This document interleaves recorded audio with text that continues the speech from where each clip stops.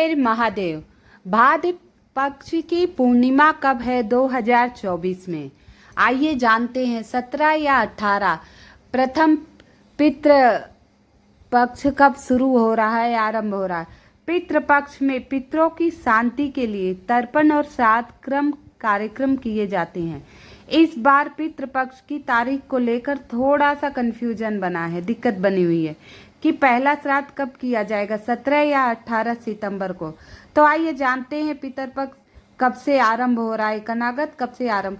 पितरों की पूजा के लिए सबसे मुहूर्त कब से कब शुभ मुहूर्त है, क्या करना है, सारी जानकारी इस वीडियो में आपको मिलेगी। पितर पक्ष में पितरों की आत्मा की शांति के लिए तर्पण आदि किए जाते हैं। पितृपक्ष में पितरों की विशेष पूजा अर्चना की जाती है। दरअसल पितृपक्ष के दौरान पितृ धरती लोक पर आते हैं 15 दिनों के लिए, ऐसे शास्त्रों में मानता है। इसी दौरान जो भी काम हम करते हैं वह उनकी आत्मा को शांति पहुंचाता है। इस बार पितृपक्ष का आरंभ कब हो रहा है, 17 या 18? लोग थोड़ा परेशान हैं इस बात को लेकर।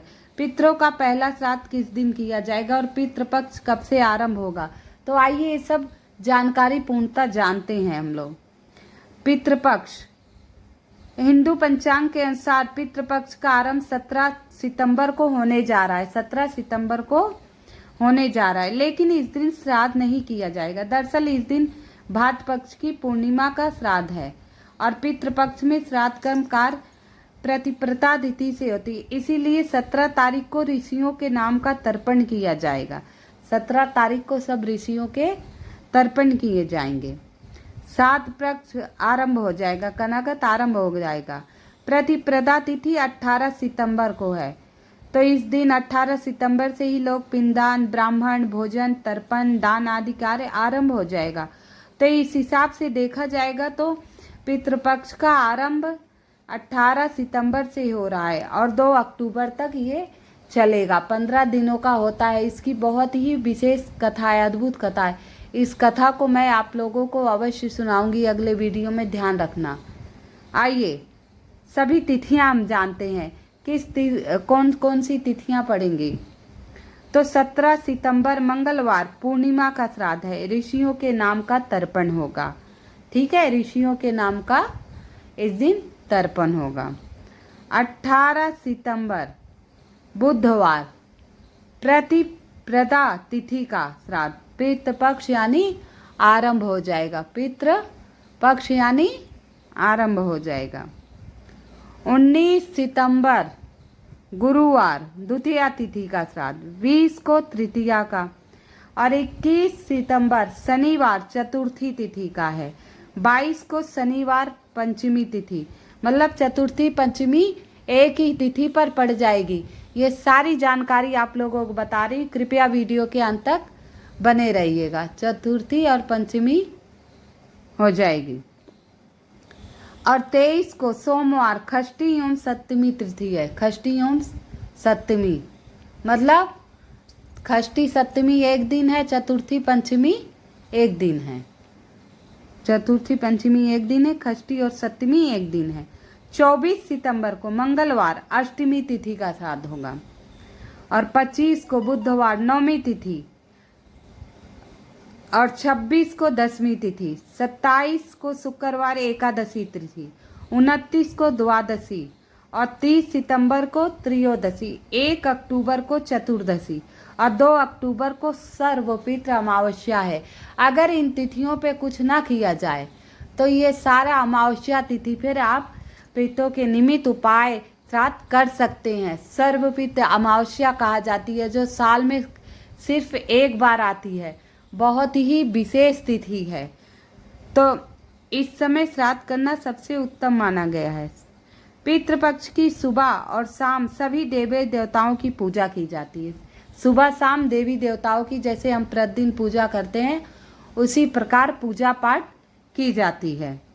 और पितरों की पूजा दोपहर का समय होता है, सुबह का समय नहीं होता, दोपहर का। पितरों की पूजा के लिए सबसे उत्तम समय 11:30 से 12:30 सबसे उत्तम समय माना गया है। इसलिए आपको अभिजीत मुहूर्त देखने के बाद ही पितरों के निमित्त काम करना चाहिए। इसीलिए इसे श्राद्ध कहते हैं। जिसका भी श्राद्ध कार्य होता है उस दिन ब्राह्मणों को भोजन कराए, साथ ही दान दक्षिणा दे। श्राद्ध वाले दिन गाय, कुत्ता, कौवा और चींटियों को भी जिमाया जाता है। पितृदोष से बचने के लिए, पितृदोष बहुत बड़ा दोष माना गया। इससे घर में हारी, बीमारी, संकट, आर्थिक स्थिति, ये सब परेशानी आ जाती हैं। तो इससे बचने का क्या उपाय हो जाता है? साल भर में एक बार ऐसा मौका मिलता है 15 दिन, जिसे करने मात्र से सारे दोष दूर हो जाते हैं। तो बहुत शुभ समय आ रहा है। जिसके घर में पितृदोष है वो छोटे छोटे उपाय कर सकता है। पहला उपाय है, आप प्रतिदिन चावल का खीर बनाइए। थोड़ा सा खीर बना लीजिए और एक रोटी बनाइए।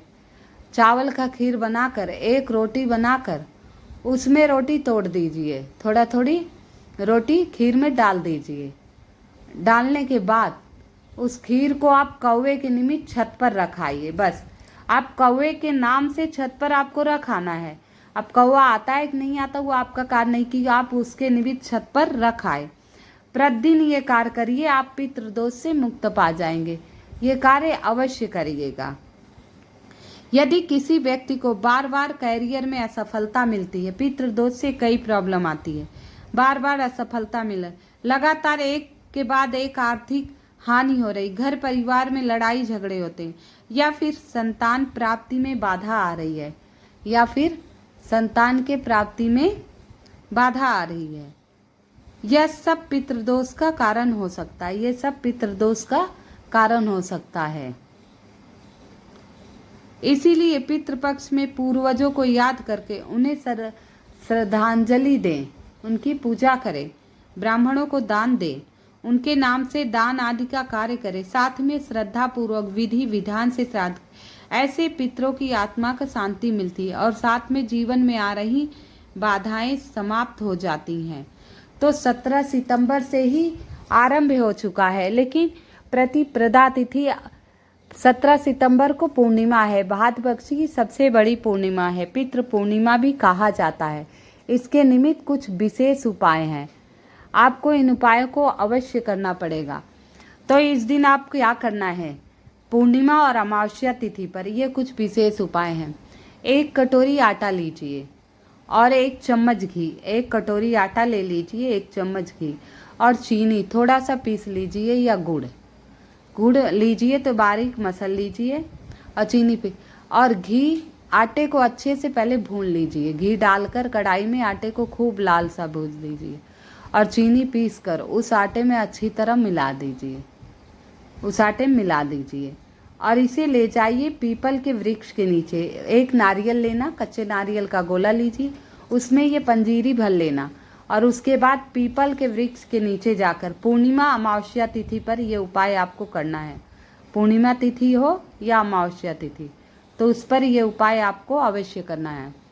6 गड्ढा सा खन लीजिए और उसमें सूखा नारियल डाल के थोड़ी सी ऊपर जगह होनी चाहिए और चारों तरफ से मिट्टी लगा दीजिए, चारों तरफ से मिट्टी लगा दीजिए और इसमें जितनी चींटियाँ खाएंगी आपके पितृदोष से मुक्ति मिलेगी। चींटियों को भोजन कराना, मछलियों को भोजन कराना, चिड़ियों और कौवों को दाना डालना, ये सब बहुत ही विशेष उपाय हैं पितृ शांति के लिए। कई बार क्या होता है, पितृदोष से कई बाधाएं आती हैं, लेकिन लोगों को पता नहीं रहता। छोटे छोटे उपाय अवश्य करने चाहिए। तो आपको बहुत विशेष दिन मिल रहा है ये पितृपक्ष, तो इसमें आप उपाय अवश्य कर लीजिएगा। आपकी सारी मनोकामनाएं पूर्ण हो जाएगी और पितृदोष से मुक्ति मिल जाएगी। जब पितृ प्रसन्न होंगे तो आपके घर की सारी बाधाएं दूर हो जाएगी। तो ये उपाय आप लोग अवश्य करिएगा। आप सभी से निवेदन है, कृपया मेरी वीडियो को लाइक एवं सब्सक्राइब अवश्य कर दीजिएगा। कमेंट में हर हर महादेव ओम पितृदेवाय नमः अवश्य लिख दीजिएगा। अगली वीडियो में मैं पितृ देवता की व्रत कथा डालूंगी। ये पितृपक्ष धरती पर 15 दिनों के लिए क्यों आता है और पितृ क्यों धरती पर आ रहा है, इनसे मुक्ति के क्या उपाय हैं, कुछ विशेष उपाय के बारे में आप लोगों को मैं बताऊंगी। तो आप सभी से निवेदन है, कृपया मेरी वीडियो को लाइक एवं सब्सक्राइब अवश्य कर दीजिएगा और कमेंट में हर हर महादेव अवश्य लिख दीजिएगा।